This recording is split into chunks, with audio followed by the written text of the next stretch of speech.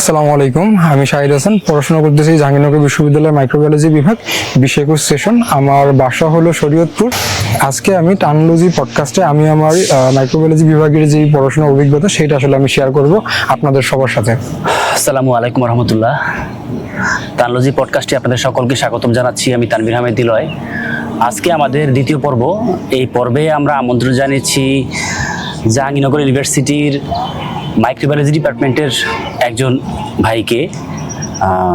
আজকে আমরা জানবো তার এই মাইক্রোবায়োলজি সাবজেক্টে পড়াকালীন যে স্টুডেন্ট লাইফটা সেটা সম্পর্কে।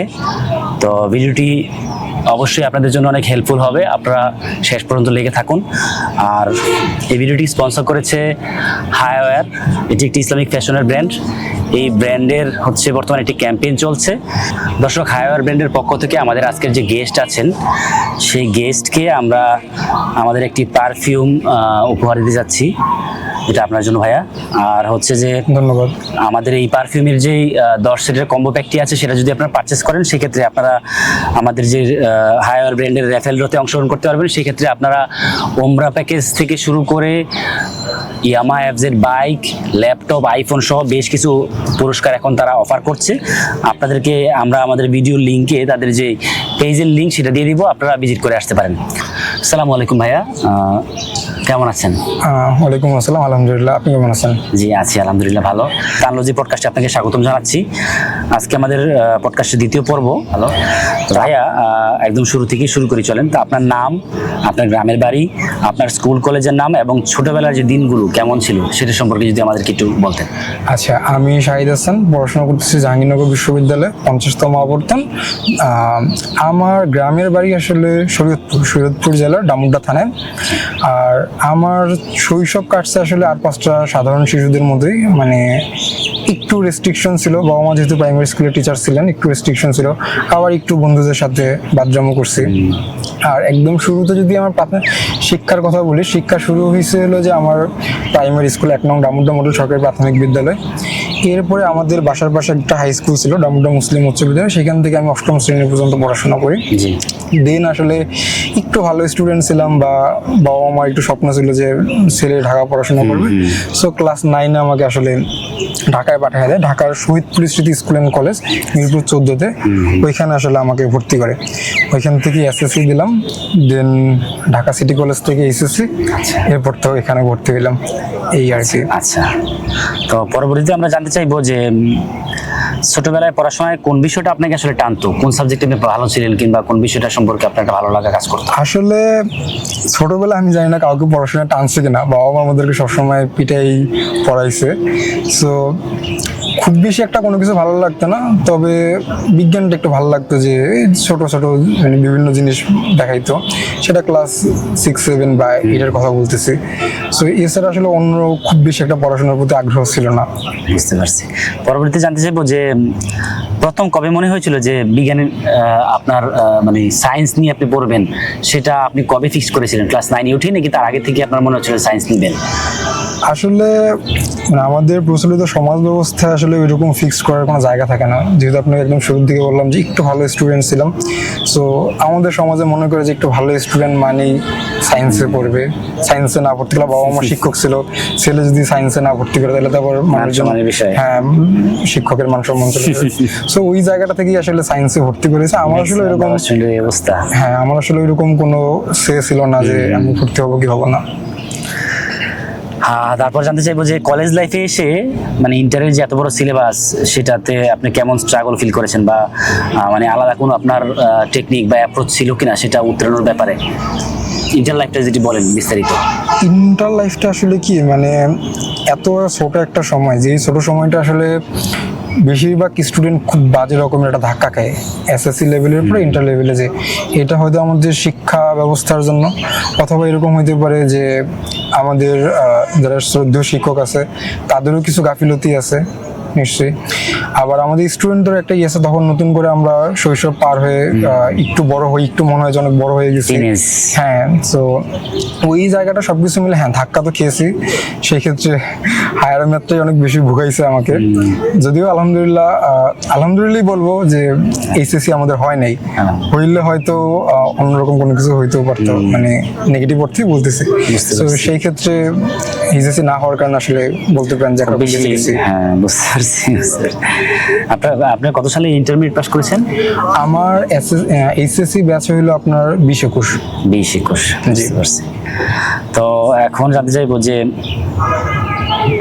এডমিশন টেস্ট, এটার যে অভিজ্ঞতা সেটা একটু যদি বলেন, আর পাশাপাশি টেনশন, চাপ, রেজাল্ট সব কিছু মিলে ইন্টারমিডিয়েটের পরের এই সময়টা সবচেয়ে টাফ টাইম যায় একটা ছেলের জন্য বা মেয়ের জন্য। যায়, বাট আসলে আমার গল্পটা একটু ভিন্ন। কেন ভিন্ন বলবো, এটার কারণ হলো যে আসলে 2020 সালের 30শে মার্চ থেকে আসলে আমার বাবা ক্যান্সারের পেশেন্ট ছিলেন। সো টিল নাও উনি ক্যান্সারের সাথে ফাইট করতেছেন। তো ওই ক্যান্সারের ওই স্টেজগুলো, ওই দিনগুলোতে আসলে আমার পড়াশোনা বা সব কিছু মিলে একটা চ্যালেঞ্জ তো ছিলই, আবার তার পাশাপাশি ফ্যামিলির পাশে দাঁড়ানো সব কিছু মিলে টাফ টাইম ছিল। এরপরেও আসলে পরিবার থেকে যথেষ্ট সাপোর্ট দেওয়া হয়েছে, মেডিকেলের কোচিং করানো হয়েছে, কিন্তু আনফর্চুনেটলি হয় নাই। মেডিকেলে আপনি কি কয়বার ট্রাই করেছিলেন? না, একবারই আমি ট্রাই করেছি, সেকেন্ড টাইম ট্রাই করিনি। আর এরপরে দেখা গেছে যে ঢাকা ইউনিভার্সিটির পরীক্ষা দিলাম, সেইখানে আসলে কাঙ্ক্ষিত কোনো কিছু হয়নি। এবং কাঙ্ক্ষিত হয়নি বলতে ভালো করিনি, মোটা দাগে বলতে গেলে বেশ হতাশ ছিলাম। পরিবার থেকে একটা এক্সপেকটেশন ছিল, আমার অন্যান্য কাজিন বা আশেপাশে সবাই মনে করে যে শিক্ষকের ছেলে, একটু ভালো আমাকে নিয়ে আশা করে তারা। সো সেই জায়গাটা থেকে একটু চাপ ছিল। তো ফাইনালি দেখা গেছে যে আমার রাজশাহী ইউনিভার্সিটি দিয়ে আসলে আমার লাকটা খুলছে। আচ্ছা আচ্ছা। দেন ওইখানে অ্যাপ্লাইড কেমিস্ট্রি অ্যান্ড কেমিক্যাল ইঞ্জিনিয়ারিংয়ে ভর্তি হয়েছিলাম। এরপর সবার লাস্ট আমাদের যখন সেশন ছিল, তখন সবার লাস্টে পরীক্ষা হয়েছিল আপনাদের আমাদের জাহাঙ্গীরনগর ইউনিভার্সিটির। এইখানে আমার দেন মাইক্রোবায়োলজি আসে। দেন আসলে একটু চিন্তা ভাবনা করে অ্যাপ্লাইড কেমিস্ট্রি থেকে এখানে মাইক্রোবায়োলজিতে শিফট হয়েছে। যাক, আলহামদুলিল্লাহ। আসলে আল্লাহ তাআলা ডেস্টিনেশন লিখে রাখে, তিনি যেটা উত্তম মনে করছেন সেটাই আসলে হয়েছে। তো ভাইয়া, এখন আসি আমরা ভার্সিটি লাইফে। প্রথম দিন ক্লাসে গিয়ে কেমন লেগেছিল আপনার? ভয়, উত্তেজনা, নাকি নতুন একটা দুনিয়া আবিষ্কার করার মতো এক্সপিরিয়েন্স, একটু বিস্তারিত যদি বলতেন। না, ওই রকম আসলে কোনো কিছু ফিল হয় নাই। প্রথম দিন আমরা গেছি, সেখানে আমাদেরকে নবীনবরণ দেওয়া হয়েছে। নবীনবরণ বলতে ডিপার্টমেন্ট থেকে একটু ফুল, মিষ্টি এরকম টাইপ দিয়ে হয়েছে। প্রথম দিন ক্লাস হয় নাই, জাস্ট যে সব টিচাররা আমাদের সাথে পরিচয় হয়েছে, মানে আমরা পরিচিত হয়েছি। আর আমাদের যতগুলো সিনিয়র ব্যাচ ছিল, ইমিডিয়েট সিনিয়র থেকে শুরু করে মোস্ট সিনিয়র, সবাই আসলে পরিচিত হয়েছে যে তারা এত ব্যাচ, আমরা সবার সাথে পরিচিত হয়েছি আর কি। এটাই ছিল প্রথম দিনের এক্সপিরিয়েন্স। তো পরবর্তীতে আমি জানতে চাইবো যে হল লাইফের ব্যাপারে। হল লাইফ নিয়ে তো অনেকের অনেক গল্প থাকে। তো আপনার লাইফের মানে কোন হলে উঠেছেন ফার্স্টে, এবং সেই হল লাইফের গল্পগুলো যদি শেয়ার করতেন আর কি। আচ্ছা, আমার হল হলো শহীদ তাজউদ্দিন আহমেদ হল। এটা হলো আমাদের যে 6টা নতুন হল হয়েছে সেগুলোর মধ্যে একটা।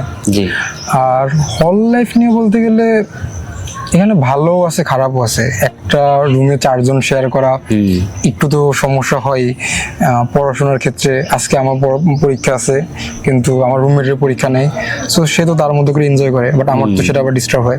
আবার আমার একদিন পরীক্ষা থাকে না, তার একদিন থাকে, সো একটু সমস্যা হয়। আবার সুবিধার কথা যদি বলি, যে এখানে বন্ধুরাই সব। আমার জ্বর হওয়া বা কোনো কারণে অসুস্থ হওয়া, বাবা মাতার কেউ থাকে না, বন্ধুরাই আসলে দেখভাল করে। মেডিকেলে নিয়ে যাওয়া, যদি এনামে নেওয়া লাগে এনামে নিয়ে যায়। সো হল লাইফ মানে এটা এমন একটা লাইফ যেটা হলো আপনাকে বিশ্ববিদ্যালয়ে ছাড়ার পর আসলে অনেক কিছু ফিল করাইবে, যে ছিল একটা জায়গা বন্ধুদের সাথে নিয়ে। আসলে পরবর্তীতে জানতে চাইবো যে সিনিয়র এবং জুনিয়রদের যে সম্পর্ক বা র্যাগিং নিয়ে যদি কোনো অভিজ্ঞতা থাকে সেগুলো যদি শেয়ার করেন। সিনিয়ররা কেমন কি হেল্প করেছে বা করে, পাশাপাশি র্যাগিং এর কোনো অভিজ্ঞতা ছিল কিনা? আমাদের তো মানে ইউনিভার্সিটিতে র্যাগিং নিয়ে একটা কথা প্রচলিত আছে, কিন্তু সত্যি বলতে কোভিডের পরে আসলে এই জিনিসটা আসলে ওইভাবে আর নাই। মানে আমি তো 50তম আবর্তন, 48তম আবর্তনের পরে থেকে আসলে বিষয়গুলো আসলে ক্যাম্পাস ওইভাবে এক্সিস্ট করতেছে না। কিছু বিষয় আছে এখন, সেগুলো আসলে একটা ক্যাম্পাসের একটা অংশ। আর আমার পার্সোনালি যদি বলি, আমি আসলে এই বিষয়গুলো ফেস করিনি, একটু অ্যাভয়েড করে চলছি। যে আর সিনিয়র কথা যদি বলি, সিনিয়র জুনিয়র এইটা ভালো খারাপ মিলে, সব সিনিয়রের সাথে সবার মানে বন্ডিং হয় না, আবার সব জুনিয়রের সাথে সবার বন্ডিং হয় না। আমার কিছু হয়তো পছন্দের সিনিয়র আছে, আবার পছন্দের জুনিয়র আছে, সব কিছু মিলেই আর কি। পরবর্তীতে জানতে চাইবো যে পড়াশোনার চাপ, একাকিত্ব কিংবা ফাইন্যান্সিয়াল কোনো ইস্যু, যেটা বললেন যে আপনার বাবা অসুস্থ, এখনো অসুস্থ আছেন, মেজর সমস্যা, তো এগুলো ম্যানেজ করতে গিয়ে কেমন কি ব্যাক পেতে হচ্ছে, বা অ্যাকচুয়ালি মনস্তাত্ত্বিক যে পার্টটা ইউনিভার্সিটিতে এসে কেমন কি ফিল করছেন, আগের চেয়ে কি ডিফারেন্স মনে করছেন আর কি, কলেজ লাইফের পরে ইউনিভার্সিটি লাইফটা যদি চলছে? ডিফারেন্স যদি বলি, যে আল্লাহ সুবহানাহু ওয়া তাআলা মানে মানসিকভাবে আমাকে অনেক শক্ত করে দিছে। এই বিশ্ববিদ্যালয়ে আসার পরে আসলে আমি যেভাবে আসছিলাম, আমি যখন বের হবো আমার সেইখানে মানসিক অবস্থাটা আসলে অনেক পরিবর্তন হয়েছে, আল্লাহ তাআলা অনেক শক্ত করে দিছে। প্রথম দিকে আসলে পড়াশোনা ফার্স্ট ইয়ারে করিনি, মানে ইউনিভার্সিটি লাইফে আসলে আসলে আমাদের সবারই তো একটা ফার্স্ট ইয়ার মানে উড়ন্ত বয়স, মানে কোনো বাধা নাই। সো ওইটা করতে যে আসলে পড়াশোনার প্রতি এইভাবে মনোনিবেশ হয় না, যার কারণে আসলে রেজাল্টও সেটার একটা ইফেক্ট দেখা যায়। বাট সময়ের সাথে সেইগুলো আসলে আমরা আবার সামলে নিই বা সামলে নিতে হয়, কারণ আলটিমেটলি ইউনিভার্সিটি লাইফটা তো সারা জীবন না, 4 বছর বা 5 বছরের একটা জার্নি। এরপর তো ক্যারিয়ারে যাইতে হবে আমাদেরকে, লম্বা একটা সময় অপেক্ষা করতেছে। আর ফাইন্যান্সিয়াল যদি কথা বলি, আমার ব্যক্তিগত কথা হলো যে আমি ফার্স্ট ইয়ার সেকেন্ড ইয়ার আসলে নিজের খরচটা নিজেই বেয়ার করছি। কি করতেন আপনি তখন, টিউশনই? কি করতাম বলতে টিউশনই ছিল, আদার্স আরও কিছু অ্যাক্টিভিটিসের মধ্যে যুক্ত ছিলাম। বাট থার্ড ইয়ারে এসে একটু পড়াশোনা চাপ বেড়ে গেল, একটু মানে যে ভালো করতে হবে, বা এই যে ফার্স্ট ইয়ারে একটু রেজাল্ট খারাপ হয়েছে, সো ওইটার জন্য আসলে তখন ফ্যামিলি থেকে একটু ফাইন্যান্সিয়াল সাপোর্ট নিতাম, বা এখনও একটু নিচ্ছি, নিজেও কিছুটা ব্যাকআপ দিচ্ছি। সো এখন এই ফোর্থ ইয়ারে এসে বা লাস্ট ইয়ারে এসে ফ্যামিলি 50% দিচ্ছে আমার খরচ, আর বাকি 50% আমি আলহামদুলিল্লাহ বেয়ার করছি। যাক আলহামদুলিল্লাহ। তো ভাইয়া এবার আসি আপনার যে কোর সাবজেক্ট মাইক্রোবায়োলজি, এটা সম্পর্কে আমরা একটু জানার চেষ্টা করি। অনেকেই বলে যে মাইক্রোবায়োলজি মানে জীবাণুর গল্প, বা অনেক রকম অনেক কথাবার্তাই আমরা শুনি। তো আপনার মুখে শুনতে চাই যে মাইক্রোবায়োলজি সাবজেক্টটাকে যদি একটু ব্যাখ্যা করে আমাদেরকে বলেন, এটাতে কি পড়াশোনা করা হয়, কি সম্পর্কে গবেষণা হয়? আচ্ছা, মাইক্রোবায়োলজি এখানে না মানে 3টা টার্মে ভাগ করা যায় শব্দটাকে। একটা হলো মাইক্রো, 2টা বায়ো, আর একটা লজি। 3টা শব্দই গ্রিক শব্দ থেকে আসছে। সো এইটাকে যদি আমি একসাথে অ্যাসেম্বল করি, এটা শব্দটা দ্বারা হলো যে ক্ষুদ্র অণুজীব সম্পর্কে পড়াশোনা। আচ্ছা। সো এইখানে তারপরে ক্ষুদ্র অণুজীবের মধ্যে যদি বলি যে ব্যাকটেরিয়া আছে, ভাইরাস আছে, ফানজি আছে, প্রোটোজোয়া আছে। সো এই যে এইগুলো মানে না দেখা বিষয়গুলো নিয়ে যে আমরা যে গবেষণা করি, এইটা হলো আমাদের কাজ, যে রিসার্চ করি। একটা আমার যদি হাতের কথা বলি, হাতের মধ্যে দেখা যায় কি, বা হাতের যে আমি যদি বলি স্কিনের ক্ষেত্রে অনেক ধরনের অর্গানিজম আছে। এর মধ্যে স্টাফিলোকক্কাস অরিয়াস, এই অর্গানিজমটা আমি দেখতেছি না এখানে আছে, আর আমি যখন মাইক্রোস্কোপে নিয়ে একটু করে দেখবো যে এখানে অনেক স্টাফ আছে। হ্যাঁ, থ্যাংক ইউ। পরবর্তীতে জানতে চাইবো যে মাইক্রোবায়োলজি সাবজেক্টের তো আসলে অনেকগুলো ব্রাঞ্চ আছে, ব্যাকটেরিওলজি, ভাইরোলজি, মাইক্রোলজি, ইমিউনোলজি, তো আরও অনেক কিছু আছে, নাম না জানা হয়তো বা আমি জানি না। তো এগুলোর মধ্যে আপনার কোনো পছন্দের সাবজেক্ট বা খুব আপনাকে টানে কোনো টপিক বা কোনো ব্রাঞ্চ যদি বলতেন আর কি? আসলে ওইভাবে আমরা তো আসলে আন্ডার গ্রাজুয়েট স্টুডেন্ট, আসলে আমরা আসলে ওইভাবে কোনোটার সম্পর্কে ডেপথে আমরা যাই না। হ্যাঁ, আমরা আসলে এক্সপ্লোর বলতে কোনোটা ডেপথে আমরা যাইনি, আর আমরা এখন তৈরি ওই রকমের গবেষণা করি না যেটা আমরা হয়তো মাস্টার্সে যে করতে পারবো। এমনি আমরা আমাদের বিভিন্ন ইয়ারে যে প্র্যাকটিক্যালগুলো করি বা যে কোর্সগুলো আমাদের আছে, সেইখানে করতে যে ভাইরোলজি, তারপর হলো যে আপনার যে মেডিকেল মাইক্রোবায়োলজি যে কোর্সগুলো আছে, ওগুলো মোটামুটি ইন্টারেস্টিং। ওগুলো করলে মোটামুটি দেখা যায় যে কি আসলে আমাদের চারপাশে কি হইতেছে, একটু বোঝা যায়। তো ভাইয়া পরবর্তীতে জানতে চাচ্ছিলাম যে আপনাদের থিওরিটিক্যাল এবং ল্যাবরেটরি লাইফ নিয়ে যদি বলতেন আর কি, এখানে চ্যালেঞ্জিং বা মজার এক্সপিরিয়েন্স যদি কিছু থাকে সেটাও বলেন। ল্যাব কেমন হয় আপনাদের, থিওরি কেমন হয়, বা কেমন রেশিও, এগুলো একটু বিস্তারিত বললে ভালো হতো আর কি। আচ্ছা, আমাদের এখানে যেটা আছে মাইক্রোবায়োলজিতে, থিওরি এবং ল্যাব দুইটা আসলে সমানতালেই করতে হয়। যে আমরা আসলে থিওরিটার মাধ্যমে মানে জাস্ট কোনো একটা জিনিস সম্পর্কে আমরা আইডিয়া নেই, বাট যখন আমরা সেটাকে প্র্যাকটিক্যালে করি, সেটা আসলে আমরা বুঝতে পারি যে এটার অ্যাপ্লিকেশনটা কি বা এটা কিভাবে কাজ করতেছে। আর এইখানের মজার যদি অভিজ্ঞতার কথা বলেন, সেটা লাস্ট ইয়ার একটা মজার অভিজ্ঞতা আছে। মজার না, আসলে একটা দারুণ কাজ হয়েছে আমাদের লাস্ট ইয়ারে। সেটা হইতেছে যে একটা ভাইরাস আছে, নাম হলো ব্যাকটেরিওফাজ। জি। ওকে আসলে নর্মালি আপনার আইসোলেট করা যায় না, ঠিক আছে? তো ওকে আমাদের ল্যাবের যে ভাই আছে, ল্যাব ইনচার্জ, তো ফারুক ভাই, ও আমাদেরকে বলছিল যে আমাদের ক্যাম্পাসে যে সুয়েজ নালাগুলো আছে সেখান থেকে স্যাম্পল কালেক্ট করতে, কারণ ওইখানেই আসলে থাকে ওরা, ওই ব্যাকটেরিয়াগুলো। তো দেখা গেছে যে আমাদের ডিপার্টমেন্টের আমাদের বান্ধবীরা, বন্ধুরা সবাই আসলে পুরো ক্যাম্পাস খুঁজছি যে আমরা যে কোথায় নালা আছে, এরকম সুয়েজ নালা আছে। কিন্তু আশ্চর্যজনক বিষয় হইতেছে যে আমরা পুরো ক্যাম্পাসে খুঁজে এরকম কোনো নালা পাইনি। এবং আমরা স্যাম্পল আনছিলাম, আনার পরে আসলে ওইটাকে আমরা কালচার করে আইসোলেট করছিলাম, বাট আসলে এখানে রেজাল্ট আসেনি। আচ্ছা আচ্ছা। বাট এর কিছুদিন পরেই যে আমাদের 49তম আবর্তনের সিনিয়র ভাইরা, তারা আসলে স্যাম্পল আনছিল, তাদের অ্যাডভান্স, আমরা করছিলাম ভাইরোলজি কোর্সের জন্য, আর তারা আসলে অ্যাডভান্স ভাইরোলজি কোর্সের জন্য এই একই স্যাম্পল আনছিল। আচ্ছা। তো সেটা দিয়ে আমরা আবার কাজ করছিলাম, তো ওইখানে কাজ করে তো ওইখানে আসলে আমরা ব্যাকটেরিওফাজকে আইসোলেট করতে পারছিলাম। আচ্ছা আচ্ছা। তো ওইটা আসলে আমরা অনেক সবাই খুশি হয়েছিলাম যে ফার্স্ট টাইম আসলে আমাদের জেনারেল ল্যাবে ব্যাকটেরিওফাজটা আইসোলেট করা গেছে, বা এটাকে আসলে এনভায়রনমেন্ট থেকে আমরা পাইছি। তো এটা একটা ভালো অভিজ্ঞতা ছিল আমাদের জন্য। বুঝতে পারছি, থ্যাংক ইউ। পরবর্তী জানতে চাইবো যে বাংলাদেশের যে ইউনিভার্সিটিগুলো আছে সেগুলোতে মাইক্রোবায়োলজি, যে বিশেষ করে পাবলিক ইউনিভার্সিটিগুলোর কথা আমি বলবো, বা আপনার ইউনিভার্সিটির কথা আপনি বলতে পারেন, মাইক্রোবায়োলজির যে পড়াশোনার যে স্ট্যান্ডার্ড সেটা আপনার কাছে কেমন কি মনে হয়, বা ইন্টারন্যাশনালি যদি আপনি করেন আর কি, তুলনা করেন, যতটুকু ধারণা আছে আর কি? আমি যতটুকু বুঝি যে আমরা যে কোর্সগুলো করি first year, second year, third year বা ফোর্থ ইয়ার মাস্টার্সে, এইখানে আমাদেরকে বহির্বিশ্বের সাথে মিল রেখে স্ট্যান্ডার্ড সিলেবাসই আমাদের আছে। তো সেই ক্ষেত্রে দেখা যেতেছে কি যে থিওরিটিক্যালি আমরা মোটামুটি সমানই থাকি, এবং আমাদের chairman sir, professor Nihad Adnan sir, উনি আমাদের সিলেবাসটা অনেক মডিফাই করছে আমাদের ব্যাচ থেকে, যেটা আসলে খুবই অ্যাডভান্স লেভেলের সিলেবাস। বাট সমস্যা যেটা হইতেছে আমাদের আসলে প্র্যাকটিক্যাল বা ল্যাব রুমের আসলে একটু সংকট, তার সাথে সাথে আমাদের একটু যে কেমিক্যাল কম্পাউন্ডগুলো আছে যেগুলো আসলে আমরা ল্যাবের কাজগুলো করি সেইগুলোর আসলে সংকট। এখন ধরেন বিশ্ববিদ্যালয় থেকে যদি প্রণোদনা না দেয় এইগুলো করে, আমরা তো গবেষণা করি, এখন গবেষণা করার জন্য তো প্রণোদনা লাগবে, তাই না? তো সেইগুলোর অভাবে হয়তো কিছুটা হইলেও আমরা ল্যাব কাজগুলো ততটা করতে পারি না।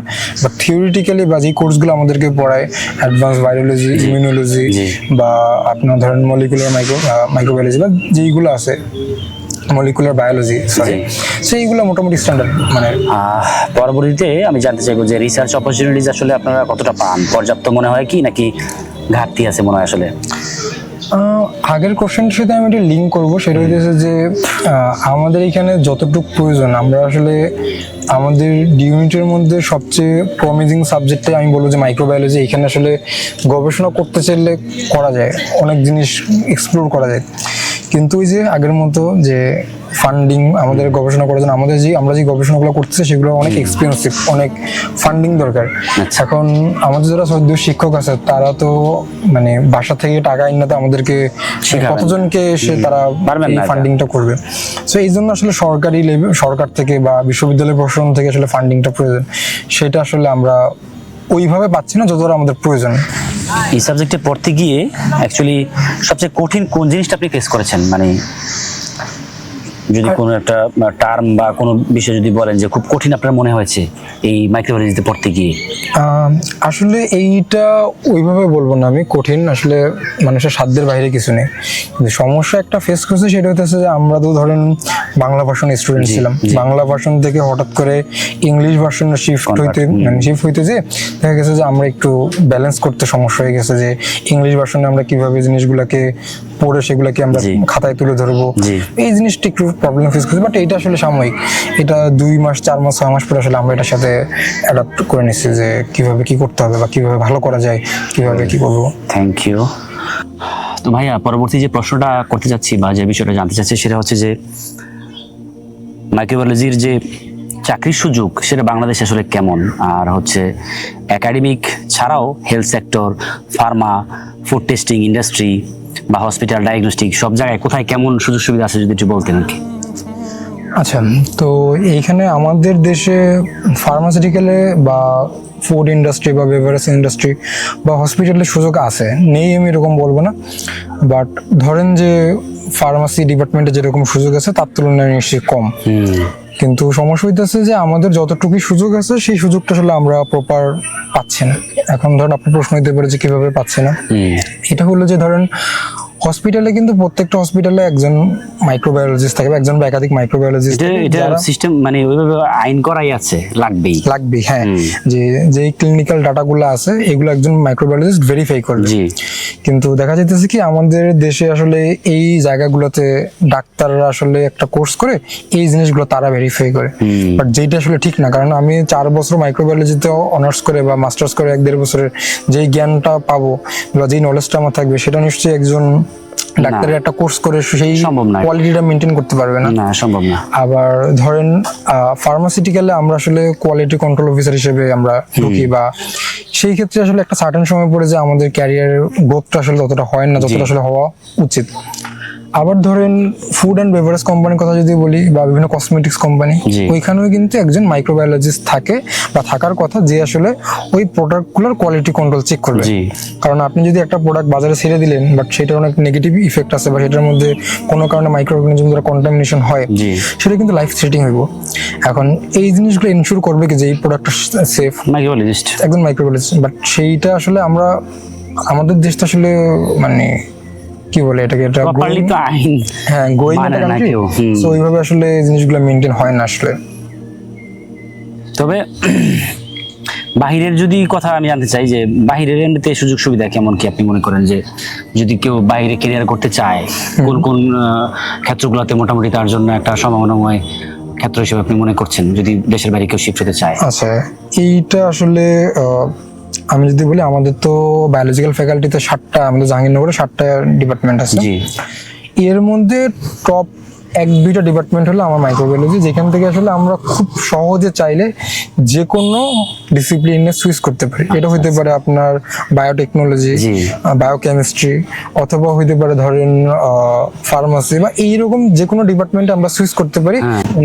থ্যাংক ইউ ভাইয়া, এই বিষয়টা কিন্তু একটা নতুন নলেজ, যেটা মাইক্রোবায়োলজি যারা পড়তে ইচ্ছুক তাদের জন্য এটা কিন্তু একটা নিউ নলেজ, কারণ এটা আমিও জানতাম না যে মাইক্রোবায়োলজি থেকে আসলে অন্যান্য সাবজেক্টগুলোতে সুইচ করা যায়।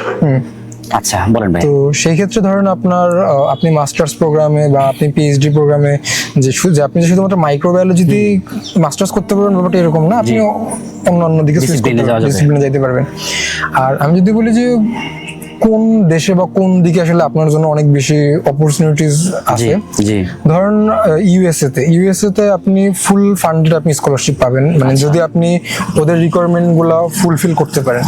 সেই ক্ষেত্রে ধরেন মনে করেন যে এটার পাশাপাশি ইউকে, এরপর হলো যে আপনার কানাডা, তারপর হলো যে আমাদের সবচেয়ে হাইপওয়ালা যে স্কলারশিপ হলো ইরাসমন্ডাস, যে স্কলারশিপটা আছে ইউরোপের বিভিন্ন কান্ট্রিতে বিভিন্ন ইউনিভার্সিটি থেকে আপনি আপনার পিএইচডি বা এইগুলো প্রোগ্রামটা করতে পারবেন। সো অনেক ভালো ভালো আপনার জন্য ফুললি ফান্ডেড আছে, কি বলে অপরচুনিটিস আছে। হ্যাঁ, সেটা আসলে একটু ভালোভাবে পড়াশোনা করলে বা একটু ভালোভাবে রিসার্চ করলে খুব বেশি কঠিন না আমাদের ডিপার্টমেন্ট থেকে যাওয়া। এই দেশগুলা বা আপনার ধরেন আমাদের এশিয়ার কথা যদি বলি, এশিয়ার মধ্যে জাপান, কোরিয়া, এইসব কান্ট্রিতে অনেক ভালো সুযোগ আছে। ইভেন রিসেন্টলি আমি দেখলাম যে সৌদি আরবেও অনেক ভালো ভালো ওরা ফুল ফান্ডেড স্কলারশিপ দিচ্ছে। সো অপরচুনিটিস আর অনেক অপরচুনিটিস, বুঝতে পারছি। তো পরবর্তী জানতে চাইবো যে যদি কেউ হায়ার স্টাডিজ করতে চায় সেক্ষেত্রে তার আগে কোন কোন স্কিল বা প্রস্তুতি, এই জিনিসগুলো তার কি কি থাকলে ইউনিভার্সিটি লাইফে সে অ্যাচিভ করলে তার জন্য সহজ হবে জিনিসটা যদি বলতেন। এটা আসলে আমার জন্য বলা টাফ, কারণ হলো যে আমি নিজেও এখন আসলে আন্ডার গ্রাজুয়েটের লাস্ট ইয়ারে, বাট আমি যতটুকু মনে করি বিগত 4 বছর বা 3.5 বছরের অভিজ্ঞতা থেকে যে শুরু থেকেই আসলে একাডেমিক পড়াশোনাটা ধরা, এই যে ফার্স্ট ইয়ারে যে একটা মানে একটু উড়ে চলা বা এই যে একটু মানে স্রোতের সাথে গা ভাসায় দেওয়া, এটা করা যাবে না। শুরু থেকে একটু পড়াশোনাটা করতে হবে, ইংলিশটা নিয়ে একটু প্র্যাকটিসে রাখতে হবে যেন আইএলটিএসটা দিতে খুব বেশি ব্রেক না পাইতে হয়।